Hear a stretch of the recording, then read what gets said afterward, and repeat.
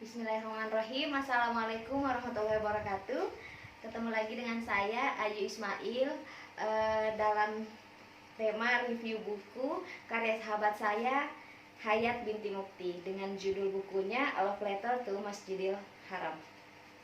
Sedikit review dulu bahwa Hayat binti Mukti ini adalah sahabat saya pada zaman putih abu-abu di masa SMA pada saat mondok di Pondok Pesantren Darul Ulum Jombang, Peterongan Jombang, Jawa Timur. Saya yang di asrama Hidayatul Quran asrama 14, sedangkan Yayat ada di asrama Muzamzamah asrama 11. Kita satu SMA Darul Ulum 1 Jombang. Pada saat kami SMA sempat tergabung bareng Yayat di teater. Pada tahun pertama kita SMA, kita teater masuk ekskul bareng, yakni teater. Terus periode selanjutnya kita juga satu kepengurusan di OSIS. Dan saya mengenal Yayat, memang dia adalah sudah bibit-bibit go internasionalnya itu udah kelihatan sejak kita di masa SMA. Jadi pernah saya berdua duet bareng ketika di teater itu. Kita duet lagu My Love lagu Heart Irwan Syaca pada saat itu.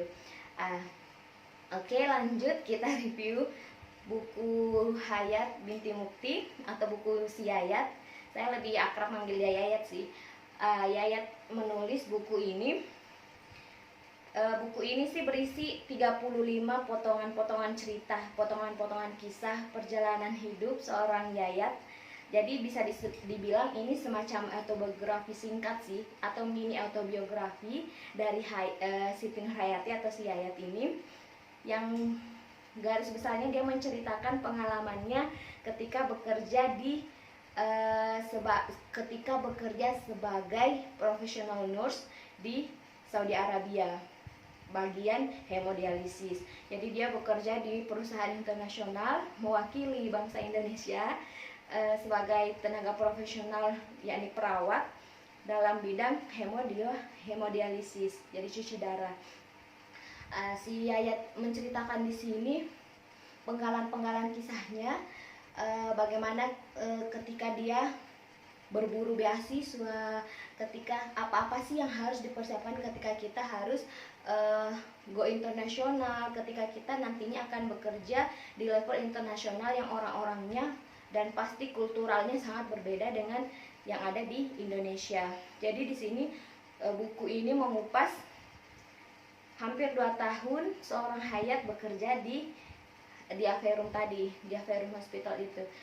Terus buku ini juga bagi saya membawa pesan-pesan yang kita bisa mengambil pesan-pesannya itu. Yang pertama, mimpi itu harus diperjuangkan.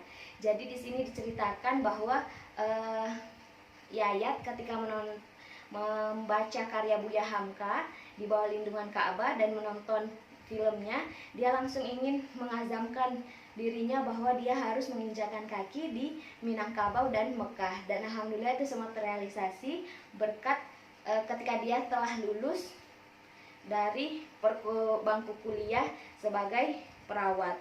Jadi dia sempat bekerja di Padang, terus dia lanjut ke bekerja sebagai perawat tadi bagian hemodialisis di Aferum Hospital.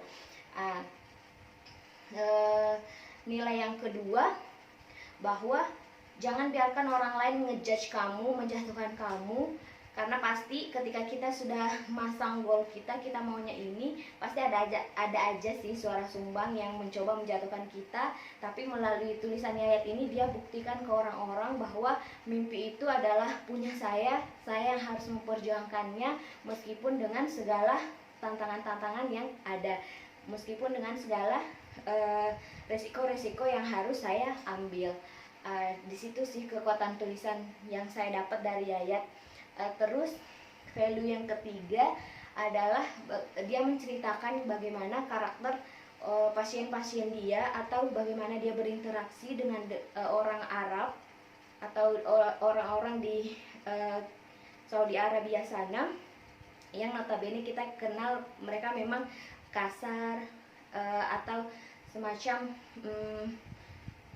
mungkin tidak selembut kalau kita sama bangsa kita sendiri atau bangsa Indonesia yang memang dengan adat ketimurannya. Jadi di sini dia juga sedikit memberikan pandangan tentang bagaimana sih memandang poligami, karena berdasarkan interaksi dia di beberapa pasien-pasiennya itu atau teman-temannya di sana menganggap bahwa poligami itu suatu hal yang lumrah, sudah bahkan rahasia umum lagi kalau laki-laki di sana itu beristrikan lebih dari satu. Jadi ada dikupas sedikit sih bagaimana pandangan seorang Yayat menanggapi itu ketika dia juga ditanya-tanya, ketika dia ditawari menjadi apakah berkenan di poligami dan seterusnya dan seterusnya. Buku ini juga berisi itu tadi persiapan ketika Yayat sebelum dia bekerja di internasional ini. Jadi dia memang terlibat aktif di ini sebuah perkumpulan Toastmaster di Jakarta. Jadi di situ diceritakan bahwa memang mereka membiasakan diri berdiskusi dengan menggunakan bahasa Inggris, dengan menggunakan dan membiasakan diri menerima pendapat dari berbagai kalangan. Jadi kita jangan sampai deh mengkotak-kotakan diri kita maunya gini aja, nggak mau mendengarkan yang lain, versi orang yang lain. Jadi bagi saya buku ini dia ingin menggambarkan bahwa kita memang harus memiliki basic, bahwa kita keislamannya seperti ini, tapi kita juga siap tuh mendengar pendapat orang lain, berdiskusi dengan orang yang berbeda pandangan dengan kita, dan kita siap berkolaborasi dengan siapapun. Tertariknya juga dengan buku ini karena 100% penjualan dari buku ini disumbangkan untuk penanggulangan COVID-19. Jadi memang Hayat sudah tidak di Saudi Arabia lagi, tapi dia sudah bertugas di Jakarta sekarang di RS Pertamina ya. Iya. Jadi terakhir kontak sama Yayat beberapa hari yang lalu, saya sangat salut, dia memang sangat ini ya, menjadi garda terdepan dalam penanganan COVID di Jakarta. Jadi itu yang membuat saya sangat ini respect sama si Yayat. Kamu berhasil mewujudkan mimpi-mimpi kamu. Kamu berhasil memperjuangkan apa yang kamu yakini dengan tetap menjadi Yayat yang dulu. Jadi dia walaupun sudah berada di level internasional seperti itu, tapi dia tetap Yayat yang saya kenal pada saat SMA. Jadi menariknya buku ini semacam potongan-potongan pikiran sih. Jadi memang semacam tulisan lepas. Jadi bagaimana Hayat memandang kehidupan seperti itu.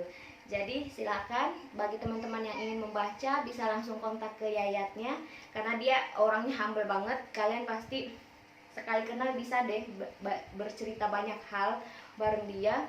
Seperti makanya saya pada saat kita kan lost contact tuh habis dari SMA, saya balik ke Makassar, Yayat juga ternyata dia masih lanjut di Darul Ulum, tapi kita lost contact. Kita baru ketemu lagi nih melalui grup WA ya, WA grup di WA grup WA SMA seperti itu.